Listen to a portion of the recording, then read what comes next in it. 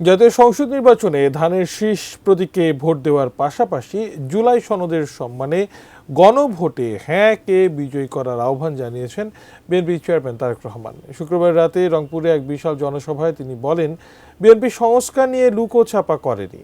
শিবলুর রহমানের তোলা ছবিতে রংপুর থেকে বিস্তারিত জানাচ্ছেন সহকর্মী আমিনুল ইসলাম, সাথে ছিলেন প্রতিনিধি শাহরিয়ার বিন।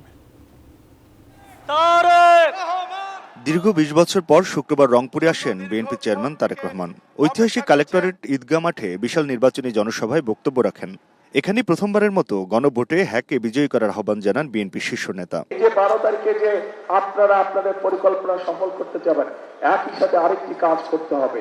আমরা যে জুলাই সনদে স্বাক্ষর করেছি, সেই জুলাই সনদকে আমাদের সম্মান করতে হবে এবং সেজন্যই আপনাদের সকলকে অনুরোধ করব যে ধানের শীষে যেমন সিলটা দিবেন 12 তারিখে, একই সাথে আপনাদের যে দ্বিতীয় ব্যালট পেপারটি দিবে হ্যাঁ এবং না, সেখানে হায়ের পক্ষে দয়া করে আপনারা রায় দিবেন। তারেক রহমান বলেন, 5 আগস্টে সাধারণ জনতার ব্যাপক অংশগ্রহণের যে ঐক্য, সেটি ধরে রাখতে হবে। নিশিরাত বা ডামি নির্বাচনের দিন শেষ উল্লেখ করে তিনি জনগণকে অধিকার প্রয়োগে সজাগ থাকার আহ্বান জানান।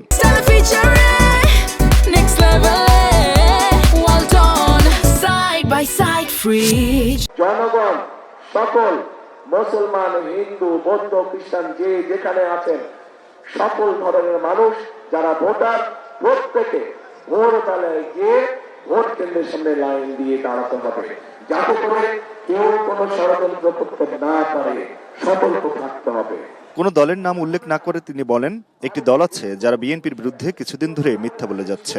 বিএনপি খারাপ হলে 5 বছর কেন জোট সঙ্গী ছিল, সে প্রশ্ন রাখেন তিনি। তাদের প্রথম দিন থেকে শেষ দিন পর্যন্ত থাকাটাই প্রমাণ করে যে একমাত্র বিএনপির পক্ষে সম্ভব এইসব দুর্নীতিকে নিয়ন্ত্রণ করা। বগুড়া থেকে রংপুর যাওয়ার পথে সন্ধ্যায় পীরগঞ্জে শহীদ আবু সাঈদের কবর জিয়ারত করেন ও পরিবারের সঙ্গে সাক্ষাৎ করেন তারেক রহমান। Aminul Islam, ATN news, Rangpur.